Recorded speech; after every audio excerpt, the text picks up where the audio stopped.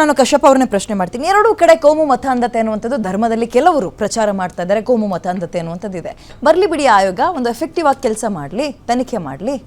ಆಯೋಗ ಬರೋಕ್ಕೆ ತಡೆ ಮಾಡ್ತಾ ಇಲ್ಲ, ನಮ್ಮ ಸರ್ಕಾರ ಏನು ಮಾಡ್ತಾ ಇಲ್ಲ. ಇವ್ರಿಗೆ ಇದೇ ಒಂದು ಸೌಜನ್ಯ, ಇದೇ ಒಂದು ಮುತುವರ್ಜಿ. ಚಾಮರಾಜನಗರದಲ್ಲಿ ಆದ ದುರಂತಕ್ಕೆ ಯಾಕೆ ಇವ್ರಿಗೆ ಮಾನವ ಹಕ್ಕುಗಳ ಆಯೋಗ ಕಾಣಿಸ್ಲಿಲ್ಲ? ಚಾಮರಾಜನಗರದಲ್ಲಿ 10 ರಿಂದ 11 ಜನ ಸತ್ತೋದ್ರಲ್ಲ, ಆಕ್ಸಿಜನ್ ಕೊಡದೆ. ಬಿಜೆಪಿ ಸ್ಪಾನ್ಸರ್ಡ್ ಕಿಲ್ಲಿಂಗ್ ನಡೀತಲ್ಲ ಚಾಮರಾಜನಗರದಲ್ಲಿ ಕೋವಿಡ್ ಸಮಯದಲ್ಲಿ. ಅವಾಗೆಲ್ಲ ಹೋಗಿತ್ತು ಇವರ ಮುತುವರ್ಜಿ ಮತ್ತೆ ಒಂದು ಒಂದು ಒಂದು ಲೆಟ್ರ್ ಬರೆಯೋ ಔದಾರ್ಯತೆ. ಮಾನವ ಹಕ್ಕುಗಳು ಅವತ್ತು ಬರಬೇಕಾಗಿತ್ತಲ್ವಾ? ಇವ್ರಿಗೆ ಅಜೆಂಡಾ ಎಲ್ಲಿ ಸೂಟ್ ಆಗುತ್ತಾ ಅಲ್ಲಿ ಮಾನವ ಹಕ್ಕುಗಳು ಬರ್ತಾರೆ, ಅಜೆಂಡಾ ಎಲ್ಲಿ ಸೂಟ್ ಆಗುತ್ತಾ ಅವತ್ತು ಎನ್ನೇ ಬರ್ತಾರೆ. ಇವ್ರ ಅಜೆಂಡಾ ಎಲ್ಲಿ ಸೂಟ್ ಆಗಲ್ವೋ ಅಲ್ಲಿ ಯಾರು ಬರಲ್ಲ. ಹೆಣ ಎಲ್ಲಿ ಕಾಣಿಸುತ್ತೆ ಅಲ್ಲಿ ಬಿಜೆಪಿ ಹೋಗಿ ನಿಂತಿರ್ತಾರೆ, ಬಿಜೆಪಿ ನಾಯಕರು ಹೋಗಿ ನಿಂತಿರ್ತಾರೆ. ಇವ್ರಿಗೆ ಏನಾದ್ರು ಅಜೆಂಡಾ ಸೂಟ್ ಆಗ್ಲಿಲ್ವಾ ಅಲ್ಲಿ ಹೋಗಲ್ಲ. ಯಾಕಂದ್ರೆ ಚಾಮರಾಜನಗರದಲ್ಲಿ ಇವ್ರದ್ದು ಅಜೆಂಡಾ ಸೂಟ್ ಆಗ್ಲಿಲ್ವಲ್ಲ. ಯಾಕಂದ್ರೆ ಬಿಜೆಪಿ ಸ್ಪಾನ್ಸರ್ಡ್ ಆಗಿತ್ತಲ್ಲ, ಅಲ್ಲಿ ಬಿಜೆಪಿ ರಾಜ್ಯ ಸರ್ಕಾರ ಇತ್ತು. ಅವತ್ತು ಆಕ್ಸಿಜನ್ ಕೊಡದೆ ಒಂದು 16 ಜನ ಸತ್ತೋದ್ರು ಇದೇ ಕೋವಿಡ್ ಸಮಯದಲ್ಲಿ. ಒಂದ್ ನಿಮಿಷ ನಾ ಮಾತಾಡ್ಬೇಕಾ? ದಯವಿಟ್ಟು ನೀವು ಮಾತಾಡ್ಬಾರ್ದು.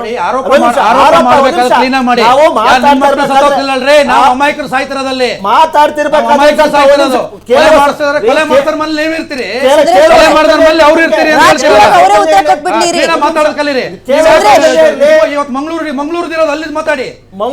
ಚಾಮರಾಜನಗರದಲ್ಲಿ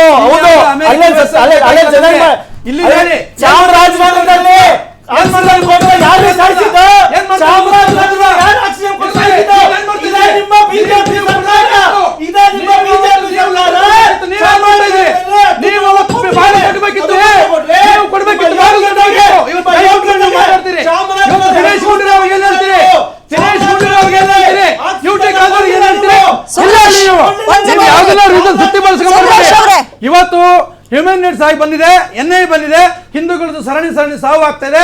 ಯಾವುದೋ ಒಬ್ಬ ಮರಳು ಮಾಫಿಯಾದವನು ಸತ್ತೋಗಿದ್ದಾನೆ, ಅದನ್ನ ಹಿಂದೂ ಮುಖಂಡರ ಮೇಲೆ ಕಟ್ತಾ ಇದ್ರಲ್ಲ, ಅದ್ರ ಬಗ್ಗೆ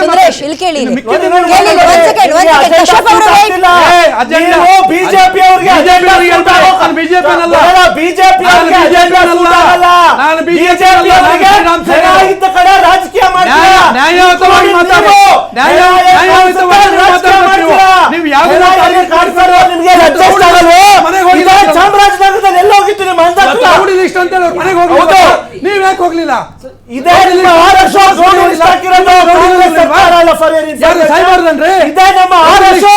ಗೃಹ ಸಚಿವರು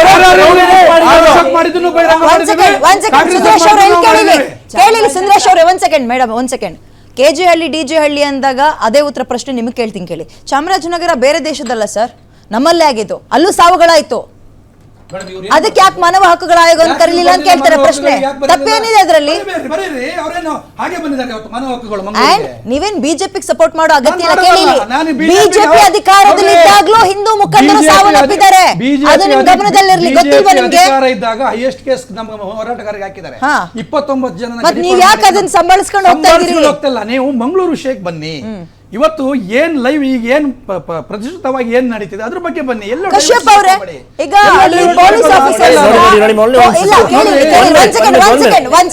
ಪೊಲೀಸ್ ಆಫೀಸರ್ಸ್ ಗಳನ್ನ ಚೇಂಜ್ ಮಾಡಿದ್ರಿ ಮಂಗಳೂರು ಭಾಗದಲ್ಲಿ, ತನಿಖೆ ನೆಟ್ಟಿಗಾಗ್ಲಿ ಅಂಡ್ ತಣ್ಣಗಿರ್ಲಿ ವಾತಾವರಣ ಅಂತ. ಅಂಡ್ ಪೊಲೀಸರು ಕೂಡ ಬರೀ ಹಿಂದೂಗಳನ್ನೇ ಟಾರ್ಗೆಟ್ ಮಾಡ್ತಾ ಇದಾರಲ್ಲ, ಯಾಕೆ ಅಂತ ಅವ್ರಿಗೆ ಅಸಮಾಧಾನ ಬಂದೇ ಬರುತ್ತೆ. 12 ಗಂಟೆ 1 ಗಂಟೆಗೆ ಹೋಗಿ ಮನೆ ಬಾಗಿಲು ತಟ್ಟುವಂತ ಅಗತ್ಯ ಏನಿರುತ್ತೆ ಸರ್? ನೋಡಿ, ಒಂದು ಜನಾಂಗದ ಮನೆಯ ಬಾಗಿಲನ್ನು ನಮ್ಮ ರಾಜ್ಯ ಪೊಲೀಸ್ ಇಲಾಖೆ ತಡ್ತಾ ಇಲ್ಲ. ಒಂದು ಗಡಿಪಾರಿಗೆ ಒಂದು ಪ್ರೆಸ್ ರಿಲೀಸ್ ಮಾಡ್ತು, ಅದರಲ್ಲಿ ಒಂದು ಕೋಮಿನ ಜನಾಂಗದವ್ರು ಇರಲಿಲ್ಲ, ಎಲ್ಲ ಕೋಮಿನವರು ಇದ್ರು. ನಾವಿಲ್ಲಿ ಯಾವದ ಜನಾಂಗನ ಇಟ್ಕೊಂಡು ರಾಜಕೀಯ ಮಾಡಲ್ಲ. ಯಾರು ಯಾವ ಜನಾಂಗದವ್ರು ಯಾರೇ ಏನು ಮಾಡಿದ್ರು ಅವ್ರನ್ನ ಸರ್ಕಾರ ಸೆದೆ ಬಡಿಯತ್ತೆ, ಅದ್ರಲ್ಲಿ ಮುಲಾಜಿಲ್ಲ. ಯಾರೇ ಆಗಿರ್ಲಿ, ಹಿಂದೂನೇ ಆಗಿರ್ಲಿ, ಮುಸ್ಲಿಮೇ ಆಗಿರ್ಲಿ, ಯಾರೇ ಆಗಿರ್ಲಿ ಸದೆ ಬಡಿತೀವಿ. ವಿಎಚ್ಪಿ ಮುಖಂಡರು ಕೇಳಿಸ್ಕೊಳ್ಳಿ, ನಾನು ಲಿಸ್ಟ್ ಕೊಡ್ತೀನಿ. ಕಡಬ ತಾಲೂಕಲ್ಲಿ ವಿಎಚ್ಪಿ ಮುಖಂಡರು ಮನೆಗೆ ಹೋಗ್ತಾರೆ, ಉಪ್ಪಿನಂಗಡಿಯಲ್ಲಿ RSS ಪ್ರಮುಖರ ಮನೆಗೆ ಹೋಗ್ತಾರೆ. ಜೂನ್ ಅದೆಲ್ಲವೂ ಕೂಡ 12 ಗಂಟೆಗೆ. ನೀವು ಇಲ್ಲಿ ತನಕ ಇನ್ನೊಂದು ಧರ್ಮದವ್ರ ಮನೆಗೆ ಹೋಗಿ ರಾತ್ರಿ ಹೊತ್ತು ಬಾಗ್ಲು ತಟ್ಟಿದ್ದಾರೆ ಅಂತ ಒಬ್ರದ್ದು ಉತ್ತರ ಕೊಟ್ಬಿಡಿ ನೋಡೋಣ. ಒಬ್ರದ್ದು ನೋಡಿ ಒಂದ್ ನಿಮಿಷ ಅವ್ರು ಮಾತಾಡ್ತಿದ್ದಾರೆ. ಅವ್ರು ಮಾತಾಡ್ಬೇಕಾದ್ರೆ ಸ್ವಲ್ಪ ಕೇಳುವ ಪ್ರಮೇಯ ಇರ್ಬೇಕಂದ್ರೆ ಒಂದು ಡೆಕೋರಂ ಮೇಂಟೈನ್ ಮಾಡಿ. ಅವ್ರು ಮಾತಾಡ್ತಿದ್ದಾರೆ. ಇವಾಗ ಬೆಳತಂಗಡಿಯಲ್ಲಿ ಮತ್ತೆ ಉಜಿರೆ ಹತ್ರನೂ ಅನ್ಯ ಕೋಮಿನ ಮುಖಂಡರ ಮೇಲೆ, ಮುಸ್ಲಿಂ ಮನೆಯವ್ರ ಮೇಲೂ ಹೋಗಿದ್ದಾರೆ. ನಮ್ಗೆ ಹಿಂದೂ ಆಗ್ಲಿ ಮುಸ್ಲಿಂ ಆಗ್ಲಿ ದಕ್ಷಿಣ ಕನ್ನಡದಲ್ಲಿ ಶಾಂತಿ ನೆಲೆಗೊಳ್ಳಬೇಕು, ನಮ್ದು ಸರ್ಕಾರದ ಒಂದು ಮುಖ್ಯ ಅಜೆಂಡಾ ದಕ್ಷಿಣ ಕನ್ನಡದಲ್ಲಿ ಶಾಂತಿ ನೆಲೆಗೊಳ್ಳಬೇಕು ಶಾಂತಿ ನೆಲೆಗೊಳ್ಬೇಕು ಅಂತೀರಿ, ಒಂದು ಫೋರ್ಸ್ ಅಂತ ಮಾಡ್ತೀರಿ, ಎರಡು ಕಡೆ ಗಲಭೆ ಆಗ್ಬಾರ್ದು ಅಂತ. ಒಂದ್ ಸೆಕೆಂಡ್ ಮೇಡಮ್, ಒಂದ್ ಫೋರ್ಸ್ ಅಂತ ರೆಡಿ ಮಾಡ್ತೀರಿ. ಫೋರ್ಸ್ ಅಂತ ಮಾಡಿದಾಗ ಬರೀ ಒಂದು ಧರ್ಮದವ್ರನ್ನ ಕರ್ಕೊಬಂದು ಗುಡ್ಡೆ ಹಾಕಿ ಮೀಟಿಂಗ್ ಮಾಡ್ತೀರಿ, ಇನ್ನೊಂದು ಧರ್ಮದವ್ರು ಕಣ್ಕೀಳಂಗಲ್ವಾ? ಅದು ಕೋಪ ಬರಲ್ವಾ? ಸರಿ ಎಲ್ಲಾ ಧರ್ಮದವರದ್ದು ಒಂದು ಮೀಟಿಂಗು ಡಿಸ್ಟ್ರಿಕ್ಟ್ ಇನ್ಚಾರ್ಜ್ ಮಿನಿಸ್ಟರ್ ನೇತೃತ್ವದಲ್ಲಿ ನಡೀತು.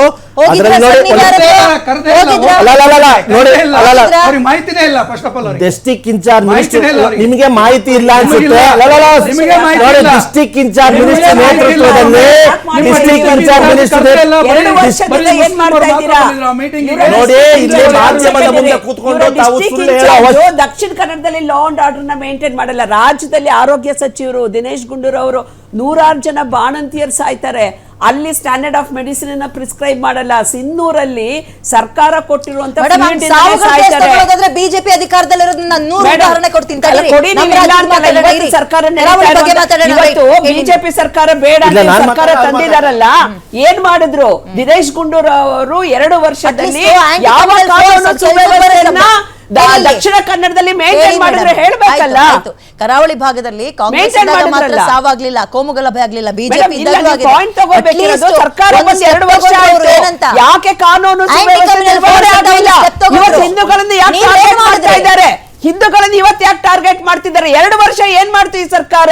ಇದೇ ದಿನೇಶ್ ಗುಂಡೂರಾವ್ ಅವರ ಉಸ್ತುವಾರಿ ಸಚಿವರಲ್ಲಿ, ಆರೋಗ್ಯ ಸಚಿವರಲ್ಲಿ ಇವರು unfit. They are unable to maintain law and order in the state. They are unfit. ಒಂದ್ ಸೆಕೆಂಡ್, ಹಿಂದೂಗಳ ಟಾರ್ಗೆಟ್ ಮಾಡ್ತಾ ಇದಾರೆ ಅಂತ ಹಿಂದೂ ಮುಖಂಡರು ಯಾರಾದ್ರೂ ಹೇಳಿದ್ರು ಒಪ್ಕೊಳ್ಳೋದು? ಹೌದು, ಪ್ರಭಾಕರ್ ಎಫ್ಐಆರ್ ಮಾಡಿದ್ದೀರಾ? ಅವರೆಷ್ಟು ವಯೋವೃದ್ಧರು ಜ್ಞಾನವೃದ್ಧರು ಇದ್ದಾರೆ. ಇವತ್ತು